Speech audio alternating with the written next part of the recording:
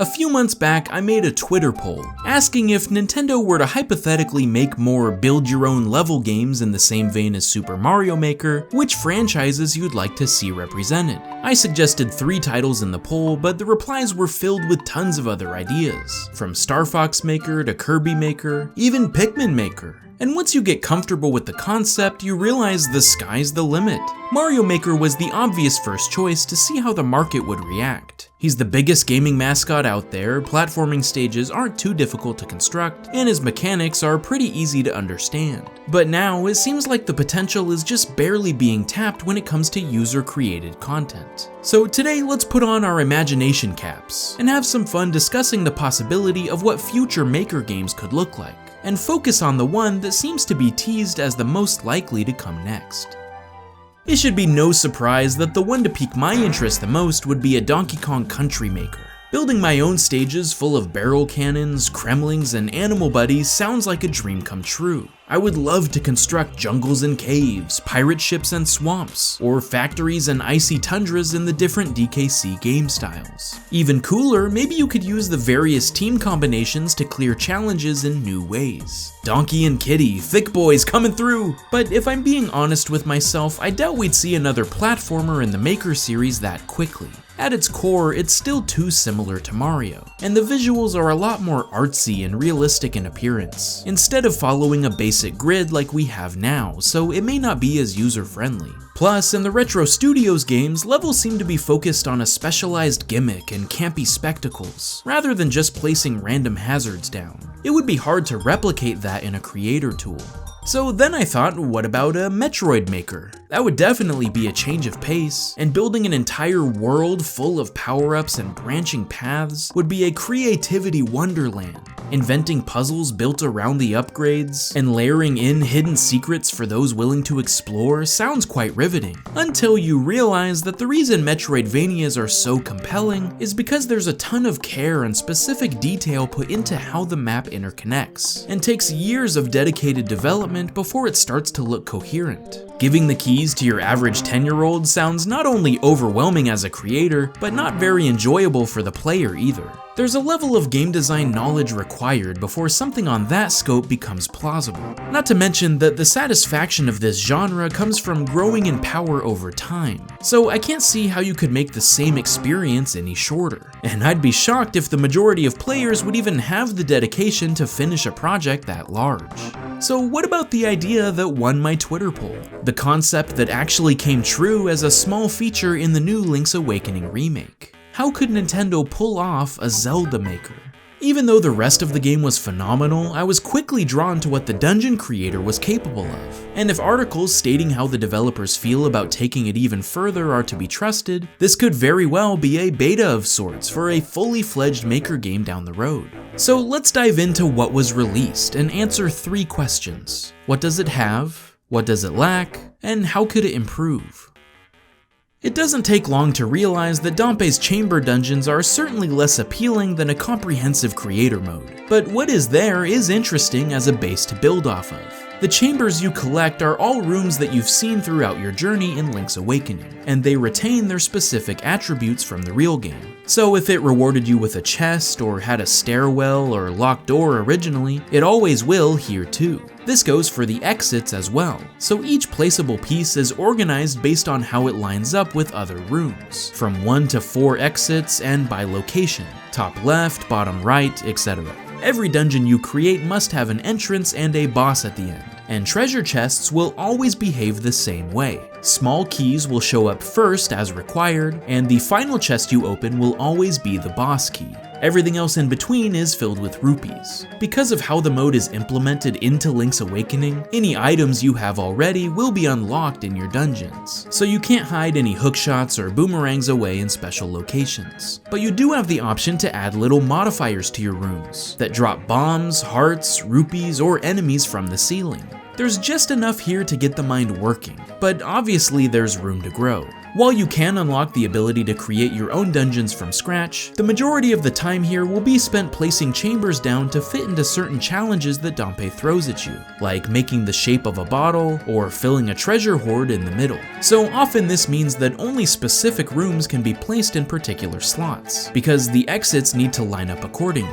Essentially, while it is accomplishing when you complete a task and fit everything together, it ends up feeling more limiting than inspiring. But I think that's due to the overall mechanics more than the challenges themselves. You see, the features that are missing are way more glaring than the ones that are present, and this is what keeps the whole endeavor from reaching its full potential. The most obvious shortcoming is that you can't modify the chambers in any way. You can't place specific enemies, stairs, chests, or exits, so you're stuck with the exact rooms you've already seen on your adventure, for better or worse. Some of these are really annoying, and only work well when they're combined with the layout they originally came from, while others become boring grunt work once you've already worked out the solution the first time. Often I would only place down the rooms that I like because the others are slow or too much work to complete.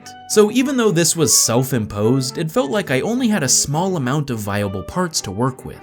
Furthermore, the chambers you're given are only the single screen sections from your quest. All the big hub rooms that made the dungeons feel cohesive are missing here, so it feels more like a gauntlet of self-contained puzzles rather than a cleverly designed lair. But I think the most bothersome part for me was the fact that the contents of chests are predetermined. Without being able to pick what shows up as a reward in a specific room, a lot of agency is taken away in terms of the order you complete the dungeon in. So while you could place a hard mini-boss near the end in hopes that it would award the boss key, there's no guarantee the player will visit that room last, because of small keys showing up first automatically. And since a lot of Dampé's challenges make you fill entire shapes with tons of chambers, what this led to for me was simply placing treasure rooms along the main pathway and just filling the other spaces with garbage rooms that I had no intention of visiting. Obviously, this was just to meet the requirement of beating the challenge. If I wanted to make my own well-designed dungeon, I would have been more thoughtful with my placements. But because of the limited options, I felt like I couldn't accomplish what I really wanted to. On top of this, they streamlined a lot of the programming to make dropping in pieces as easy as possible, but this resulted in even more frustrating moments. For example, stairways will automatically link to each other when you place 2 of them in your dungeon, but once you add more than one set, they connect to each other seemingly at random with no way to edit them. So it can get discouraging really quickly when you're required to lay a bunch down and they just won't go to the right places no matter what you do.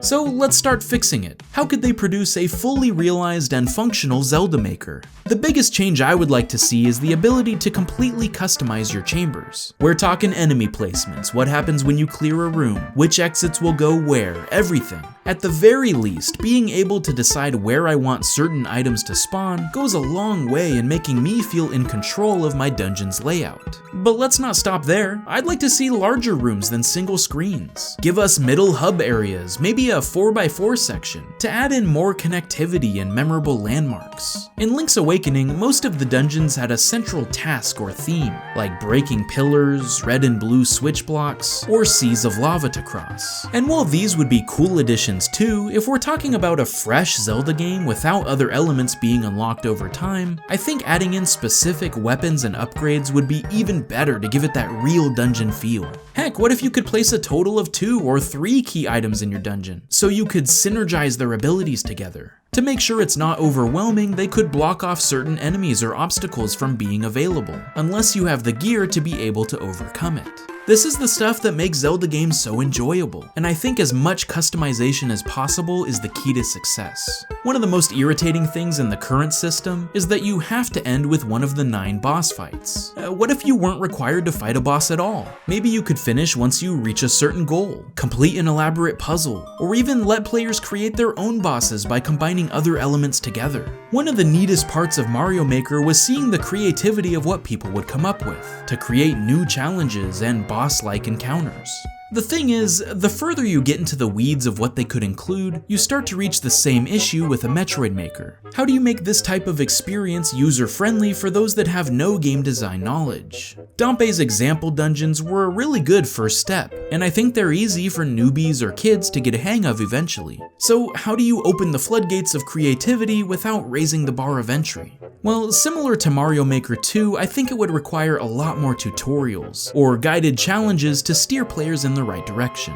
Dampé's missions helped you to think on a meta scale of the overall layout, but more goal-oriented tasks focused on enemy placements or what items are good tools against certain obstacles would be very helpful. They touched on this a little bit with some dungeons taking away your sword, making you think outside the box in order to kill enemies. We need more stuff like that. There's no guarantee players would do these on their own though, and you don't want to require too many tutorials to hold back advanced players. So maybe if they included an easy mode as well that plays a lot like Dampé's Chamber Dungeons, and does a lot of the dirty work for you, that could ease the transition for those that need it. It would also be nice if there was more intelligent instruction in terms of what you can place down without screwing things up. For example, in Link's Awakening, you could make a dungeon with a locked door and no chest to get a key. The game would let you do that, you would just have to exit the test run and fix it yourself. It typically catches your big mistakes, like an exit not leading to another room, or walled off sections not connecting with your stairwells, but including tips or suggestions on how to improve your current layouts, or making sure you have the required items to succeed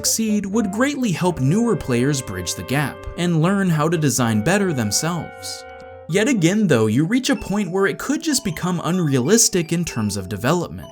Creating an AI that's able to understand your intentions in a potentially limitless level creator is a ton of work at the least and downright impossible at most. So while it's fun to speculate and fantasize about how much fun it would be to create your own Nintendo games with all the assets they had available to them, we have to be practical when it comes to what would be enjoyable for the masses, and what's reasonable to expect from a team of hardworking developers. I think a Zelda dungeon creator would be a drastically different experience than Mario Maker. No time limits, a slower pace, more focus on puzzles and combat than platforming, so it really does seem like a prime candidate for continuing this unique series of titles. At the same time, I understand the undertaking would be massive, and getting my hopes up for everything on my wish list would be setting me up for failure, i.e. lack of a map editor in Mario Maker. At the end of the day, the signs seem to be pointing toward a future of more titles in the Maker series, but it may take a while before we really see all the kinks worked out. And that's okay. The fact that we have any form of a Nintendo-sanctioned creation tool is incredible in its own right, and I can't wait to see where we go from here. If you could have any Maker game, which franchise would you like to see? What elements would you include, and what would be your favorite aspect of creating? Let me know in the comments below, and let's talk about it. While my personal hope for a DKC Maker is probably a pipe dream, anything that helps create more interest in game design for the community is outstanding in my book. Thanks for watching. I'll see you guys next time. Stay frosty, my friends. Huge shout out to all my patrons, thank you so much. If you want to join this list of amazing people and help support the channel in the process, you can chip in at patreon.com/snowmangaming.